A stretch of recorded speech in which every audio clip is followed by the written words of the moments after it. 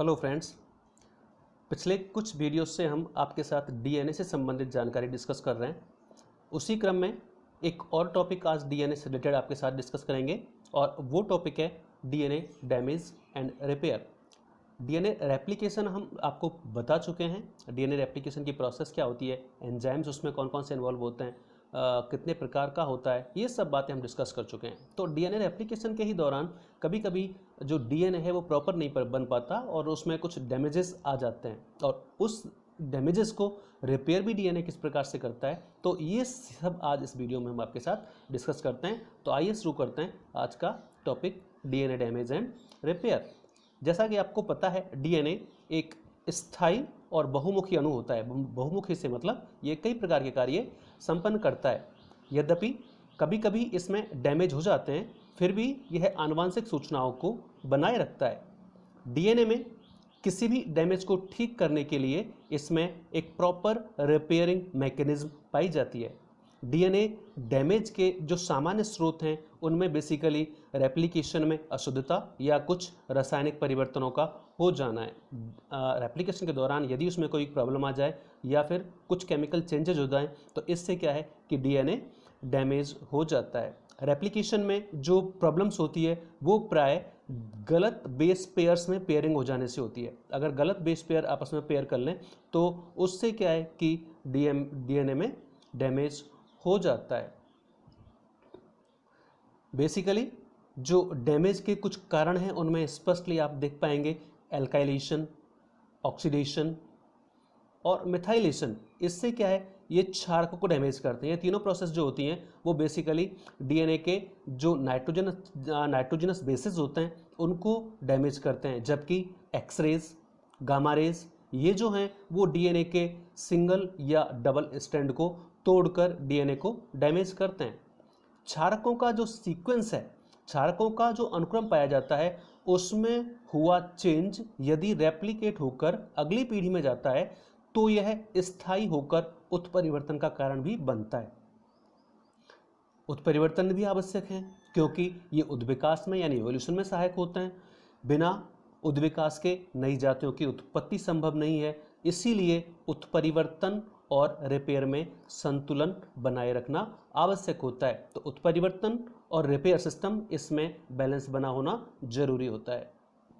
इसके बाद अब हम देखेंगे टाइप्स ऑफ डैमेजेस कि ये डैमेजेस डीएनए में होते हैं वो कितने प्रकार के होते हैं। और इसमें आप पहला देख रहे हैं सिंपल म्यूटेशंस।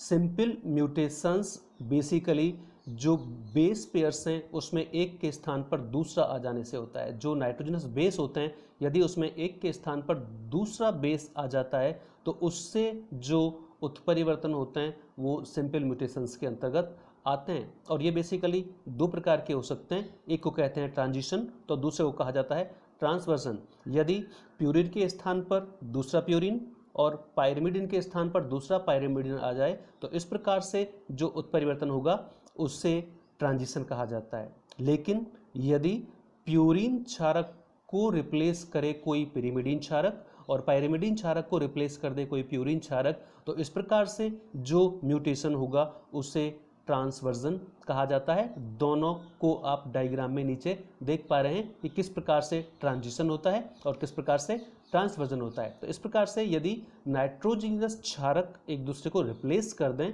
तो इससे जो डीएनए में डैमेज होता है उसको म्यूटेशंस के अंतर्गत लिया जाता है और इन्हें सिंपल म्यूटेशन कहते हैं। दूसरा है डीएमिनेशन। डीएमिनेशन अर्थात एमिनो ग्रुप का रिमूव हो जाना, किसी नाइट्रोजन क्षारक से एमिनो ग्रुप का रिमूव हो जाना, इसको डीएमिनेशन के अंदर कहा जा सकता है। जिसमें अगर साइटोसिन नाइट्रोजनस बेस से यदि एमिनो ग्रुप रिमूव हो जाता है तो ये यूरेसिल में चेंज हो जाता है। साइटोसिन यूरेसिल में चेंज हो जाता है और यूरेसिल तो आपको पता है कि डीएनए में पाया नहीं जाता, तो साइटोसिन चेंज हो गया यूरेसिल में। अब जो गुआनिन है वो किसके साथ पेयर करेगा, उसके पेयरिंग करने के लिए साइटोसिन नहीं रहा, तो इस वजह से यहाँ पर एडेनिन और थाइमिन तो सिंपल पेयरिंग कर पाते हैं लेकिन जो जी और सी के बीच पेयरिंग होनी चाहिए थी वो नहीं होती, इसलिए जी सी पेयरिंग को यहाँ पर ए टी के द्वारा रिप्लेस कर दिया जाता है। तो इस प्रकार से ये जो डैमेज होता है उसे डीएमिनेशन कहा जाता है। इसके अलावा एक आप देख रहे हैं थर्ड पॉइंट में मिसिंग बेसेस, क्षारकों का मिसिंग होना भी डीएनए डैमेज का कारण बनता है। जैसे प्यूरिन और शुगर के बीच जो बॉन्ड्स होते हैं उनके टूटने से प्यूरिन क्षारक मिसिंग हो जाते हैं, इससे डीप्यूरिनेशन कहा जाता है। तो क्षारकों में यदि कोई क्षारक मिसिंग हो जाए, क्षारक कोई गायब हो जाए, तो उससे भी डीएनए में डैमेज आ जाता है और इसे मिसिंग बेसिस के अंतर्गत लिया जाता है। तो इस प्रकार से जो तीसरा कारण हुआ वो हुआ मिसिंग बेसिस, या तीसरा प्रकार कह सकते हैं डैमेज का। चौथा आप देख रहे हैं केमिकल मॉडिफिकेशंस ऑफ बेसिस, क्षारकों में किसी भी प्रकार का मॉडिफिकेशन डैमेज का कारण बनता है डीएनए में। अगर क्षारक मॉडिफाई हो जाएं तो उससे भी डीएनए में डैमेज हो जाता है। विभिन्न क्षारकों पर मिथाइल ग्रुप ऐड होकर उन्हें मॉडिफाइड कर देता है। जो डिफरेंट 4 प्रकार के बेसिस पाए जाते हैं उन पर मिथाइल ग्रुप ऐड होकर उनको मॉडिफाइड बेसिस में कन्वर्ट कर देता है। जैसे गुआनिन से 7 methyl guanine, 3 methyl guanine, adenine से 3 मिथाइल एडेनिन। इसी प्रकार साइटोसिन से 5 मिथाइल साइटोसिन ना जैसे मॉडिफाइड बेसिस बनते हैं और ये भी डीएनए के डैमेज का कारण बनते हैं। इसी प्रकार NH2 ग्रुप का कीटो ग्रुप द्वारा प्रतिस्थापन 5 मिथाइल साइटोसिन को थाइमिन में बदल देता है। तो यहाँ पर बेसिकली NH2 ग्रुप का किसी भी प्रकार से या कोई भी और ग्रुप नाइट्रोजनस बेसिस पर ऐड हो जाता है तो वो जो बेसिस होते हैं वो मॉडिफाइड हो जाते हैं, अर्थात मॉडिफाइड बेसिस कहे जाते हैं। और ये जो मॉडिफाइड बेसिस होते हैं ये भी डीएनए के डैमेज का कारण बनते हैं। तो इस प्रकार से जो चौथा प्रकार हुआ वो हुआ केमिकल मॉडिफिकेशन ऑफ बेसिस। पांचवा आप देख रहे हैं फॉर्मेशन ऑफ पायरिमिडीन डाइमर्स। इसके अंतर्गत जो थाइमिन डाइमर का बनना है वो एक बहुत सामान्य प्रक्रिया है। पायरिमिडीन के अंतर्गत ही थाइमिन आता है, तो थाइमिन डाइमर्स का बनना एक बहुत कॉमन प्रोसेस है। इसमें क्या होता है कि जो दो नज़दीकी थाइमिन हैं वो आपस में कोवलेंट बॉन्ड बना लेते हैं और इससे बेस पेयरिंग में क्षति होती है। तो थाइमिन के बीच में कोवलेंट बॉन्ड बन जाने से यहाँ पर जो नॉर्मल बेस पेयरिंग होनी चाहिए थी वो नहीं होती और डीएनए डैमेज हो जाता है। इसी प्रकार से एक 6 पॉइंट आप देख रहे हैं वो है स्ट्रैंड ब्रेक्स। कुछ केमिकल्स, रेडिएशंस और एंजाइम्स ये डीएनए के एक या दोनों स्ट्रैंड्स को तोड़ देते हैं और इससे भी डीएनए डैमेज हो जाता है। तो इस प्रकार से हमने देखा कि कई प्रकार हैं जिससे डीएनए डैमेज हो जाता है, या ये भी कह सकते हैं कि कई कारण हैं जो डीएनए में डैमेज को उत्पन्न करते हैं या डीएनए को डैमेज करते हैं। तो यहाँ 6 पॉइंट हमने इसके स्टडी किए। इसके बाद बात करेंगे इसके रिपेयरिंग सिस्टम की। यद्यपि हमने देखा कि डीएनए में कई फैक्टर्स ऐसे हैं जो इसमें डैमेज कॉज करते हैं, लेकिन इसमें डीएनए में स्वयं का अपना एक रिपेयरिंग मैकेनिज्म पाया जाता है और इस रिपेयरिंग मैकेनिज्म के द्वारा ये डीएनए इन डैमेजेस को स्वतः ठीक भी करता है। इस प्रकार से आनुवांशिक सूचनाएं सही तरीके से बनी रहें, इसलिए डीएनए में इन डैमेजेस को ठीक करने के लिए एक प्रॉपर रिपेयरिंग मैकेनिज्म या रिपेयरिंग सिस्टम पाया जाता है। और ऐसी कई विधियां हैं जिससे डीएनए के ये जो डैमेजेस हैं उनको ठीक किया जाता है, जिसमें पहला पॉइंट आप देख रहे हैं डायरेक्ट रिपेयर या फोटो रीएक्टिवेशन, हिंदी में प्रकाश पुनः सक्रियण इसको कहा जाता है।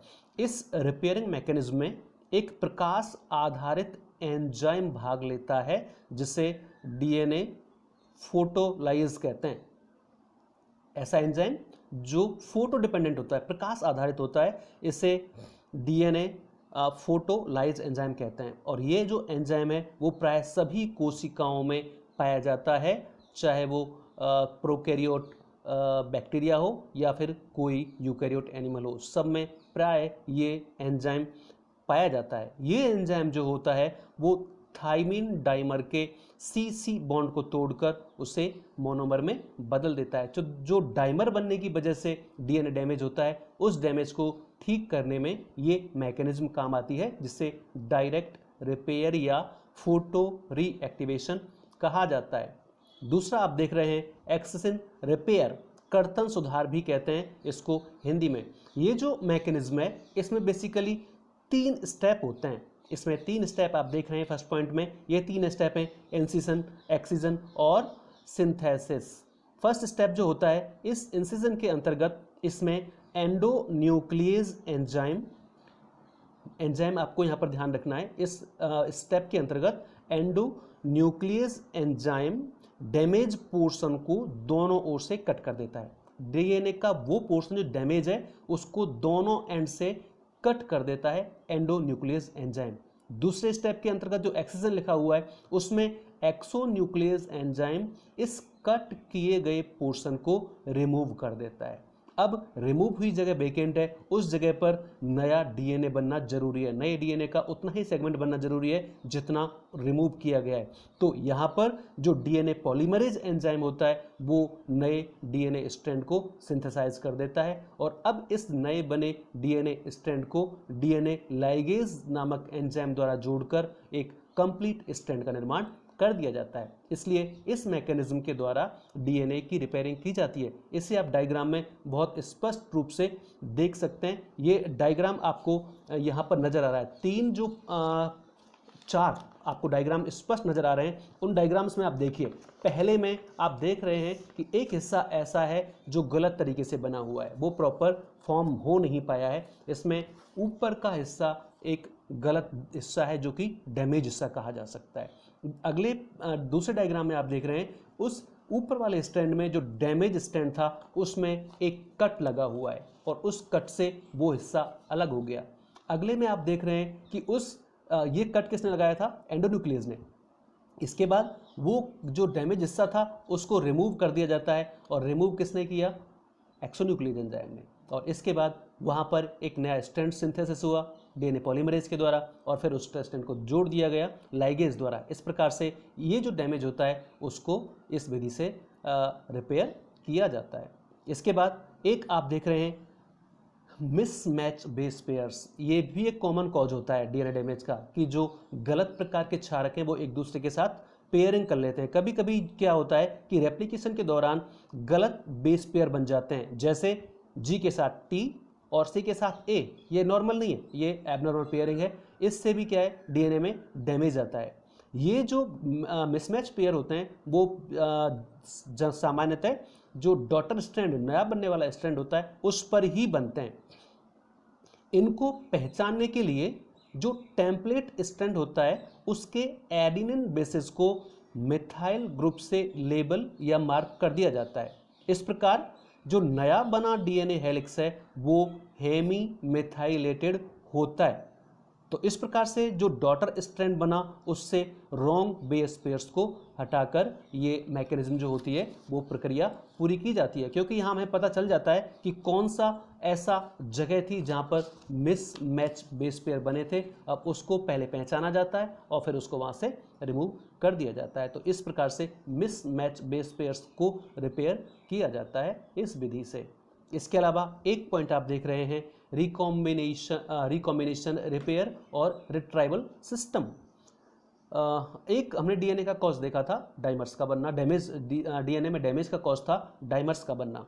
थाइमिन डाइमर के बनने से डीएनए रेप्लिकेशन सही तरीके से नहीं हो पाता है। थाइमिन डाइमर वो जो कि कॉमन प्रोसेस है, आपको मैंने बताया था कि थाइमिन डाइमर जो बनता है उससे डीएनए रेप्लिकेशन ठीक प्रकार से हो नहीं पाता है। थाइमिन डाइमर के सामने जो नया बना स्ट्रैंड है उस पर एक गैप बन जाता है। दूसरे डायग्राम में आप देखिए, पहले में आप देख रहे हैं थाइमिन डाइमर बना हुआ है। उस थाइमिन डाइमर के सामने जो डॉटर स्ट्रैंड बना उसके सामने एक गैप आपको नजर आ रहा है जिस पर लेबल भी हो रहा है गैप।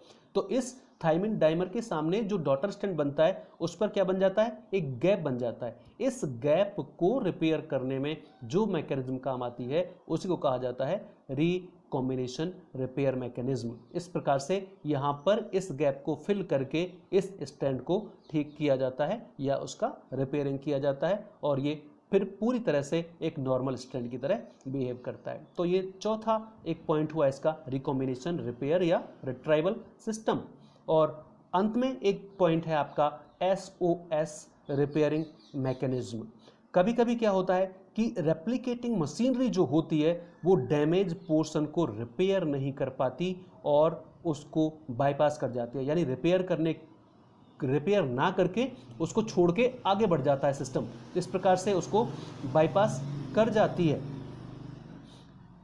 इस डैमेज को SOS मैकेनिज्म के द्वारा रिपेयर किया जाता है। इस प्रकार से यदि कोई डैमेज रह जाता है DNA रेप्लिकेशन के दौरान, तो फिर इस डैमेज को रिपेयर करने में जो मैकेनिज्म काम आती है वो है SOS मैकेनिज्म। इसमें कुछ विशिष्ट प्रकार के DNA पॉलीमरेजेज प्रयुक्त होते हैं जिन्हें बाई फैमिली DNA पॉलीमरेजेज कहा जाता है। यहाँ पर जो विशिष्ट एंजाइम्स प्रयुक्त होते हैं वो बाई फैमिली DNA पॉलीमरेजेज होते हैं।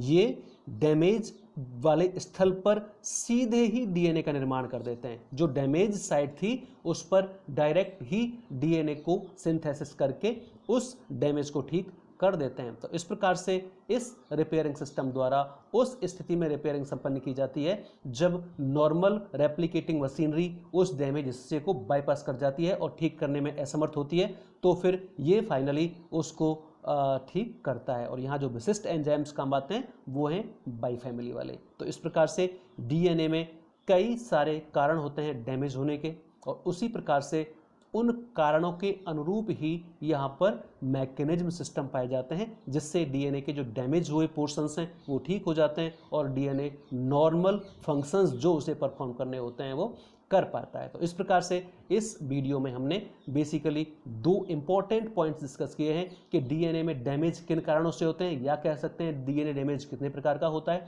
और उसको रिपेयर करने की मैकेनिज्म कौन कौन सी हैं। तो ये भी सेपरेट क्वेश्चंस आपसे एग्जाम में पूछा जाता है, तो इसको आप एक बार ठीक से वापस से वीडियो को देखें और समझें। निश्चित रूप से आप इसको कर पाएंगे, इतना मुश्किल आपको इसमें नहीं आएगी।